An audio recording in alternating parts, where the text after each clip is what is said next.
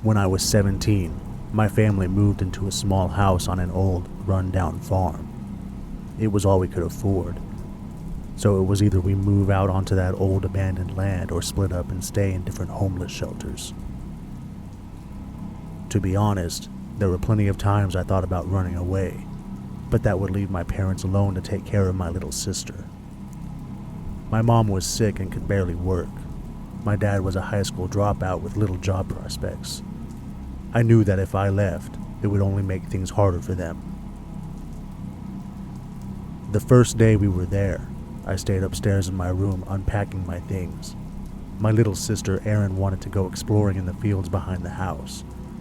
I told her she could go on her own, but that she shouldn't go too far. This was a mistake. An hour later, my mother was going to start making dinner and wanted Erin to help.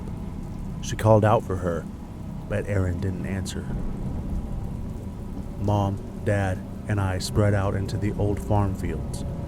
We all called out Erin's name, but there was no telling where she had gone. We reached the end of the property, where it was bordered in with a rickety old barbed wire fence, and still, there was no Erin.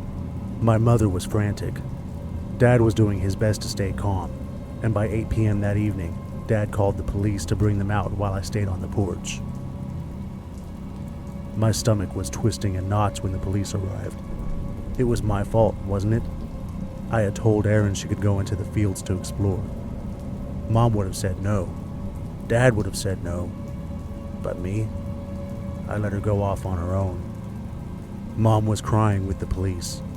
Someone took her, she told them. She wouldn't have run away. Someone took my little girl. While the 2 police officers spoke to my parents, I needed to clear my head. I walked around to the other side of the house. I took out my vape and hit it a few times, making sure to stay hidden from my mother. She would kill me if she caught me with this. And as the smoke from the vape rolled off my lips, I noticed something. There was someone standing in the field. It looked like a child, a little boy. I almost called out to my parents and the police officers, but the little boy's eyes started to glow. No way, I thought. I was too stunned to even speak.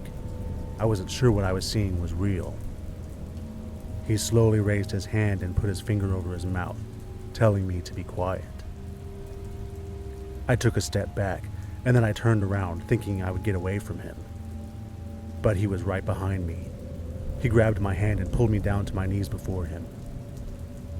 "They have her now," he whispered to me. "You have to let her go." "Who has her?" I asked him. "She's already gone. Let her go." And suddenly, he was gone. My heart was pounding and my head was racing. I didn't even believe it myself that it had really happened. I didn't believe in ghosts, but he didn't seem like a ghost. He seemed like something different, something from another world. The police tried to get us to leave the house that night. They warned us that we shouldn't stay in this house during the night. But my parents refused to leave, and I didn't want to leave them behind. I didn't say anything about seeing the little boy. I thought it would only make things worse. That night, I stayed in my bedroom. My parents were downstairs on the couch in the living room. There was no way any of us could sleep, but I couldn't stand listening to my mom crying either. I got up out of bed and went to my bedroom doorway. At the other end of the hallway was the start of the staircase. On the wall there was a mirror, and in the reflection, I could see around the corner of the staircase as it turned and led down to the first floor. I thought about going out and trying to say something to Mom to make her feel better, but I felt so guilty I couldn't bring myself to. I shut my bedroom door and laid down instead.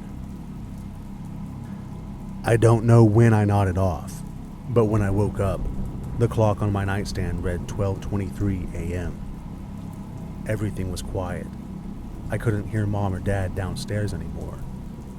I sat up and I hung my legs off the side of the bed. That's when someone started knocking softly on my door. I stood up and faced the door. For some reason, it didn't feel right. I didn't go towards it. They knocked again. My jaw clenched shut. A lump formed in my throat. Then I heard them whisper, "Justin." It was a little girl's voice. My sister's voice. "Justin, it's me. Open the door." "Aaron!" I rushed to the door and opened it. But there was no one there on the other side. Just a dark hallway. I reached up onto the wall and flipped on the hallway light. The hall was empty. "Aaron?" I asked. But there was only silence until I heard my mother's voice. "Justin," she said to me.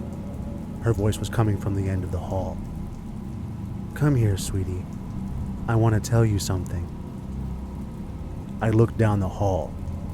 I looked at that mirror. In the reflection, I saw my mother. She was standing on the stairs right before they turned the corner. She was looking back at me through the mirror reflection. "Mom?" "Come here, sweetie," she said to me. "I know where Aaron is." Her lips slowly curled into a smile, and her eyes were wide, and they didn't blink. My skin crawled.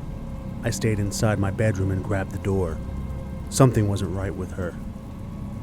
"It's okay, sweetie," she said. "Leave your bedroom. Come here." She kept smiling at me, and then my cell phone rang on my bed.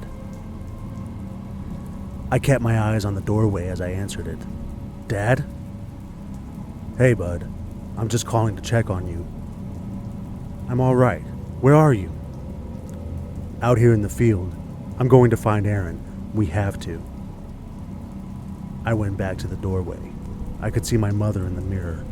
She was still staring at me, still smiling.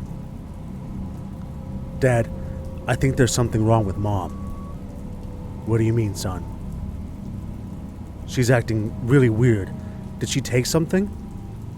"Justin, what are you talking about?" "Mom, she's on the stairs trying to get me to come down." Dad paused. "Justin, that's impossible. Your mom is with me. We're searching together out here." My heart nearly stopped.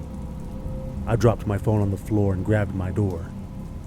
At the end of the hall, my mother's face watched me in the mirror, but at the same time, her fingers started to curl around the corner of the stairs. What happened next, I can't explain. At the same time, her reflection stared and smiled at me in the mirror. Her face peeked around the corner of the stairs. "Come on, Justin," she said. "Just one little step out of your bedroom." I backed into my bedroom and slammed my door shut. I locked it. I grabbed my phone. "Dad, something is here, inside the house." "Stay in your room, Justin," Dad said. "Lock your door. We're coming back." "Dad, I'm not sure you should come inside the house." My doorknob started to turn. "Justin," it was Aaron's voice again. "What's wrong? Why won't you let me in?" "Dad," I said into the phone. "Don't come inside the house, Dad." But on the phone, I heard his steps as he and my mother ran up the porch. Then I heard the front door slam open. "Justin!" Dad called out from downstairs. I went to my door. I grabbed the doorknob, but I froze. "Dad?" I whispered. I heard voices from downstairs, Mom and Dad. Then I heard them scream. Then I heard nothing. My hand started to shake on the doorknob. My stomach tightened and I felt my throat swell like I was going to throw up. Then I heard them on the other side of the door. "Justin," Mom said. "Sweetie, open the door. It's us." Slowly, I turned the doorknob. Slowly, I opened the door. The light in the hallway was off. but my bedroom light stretched down far enough that I could barely see the other end of the hall. Mom, Dad, and Aaron were all standing at the end of the hallway. They stared back at me, all with smiles on their faces. "See, sweetie," Mom said. "We found Aaron. Why don't you come downstairs and join us for dinner?" They kept staring and smiling. Erin tilted her head. "You can't stay in there forever, big brother." And suddenly, it wasn't her voice anymore. "You'll have to come out eventually, and we'll be waiting."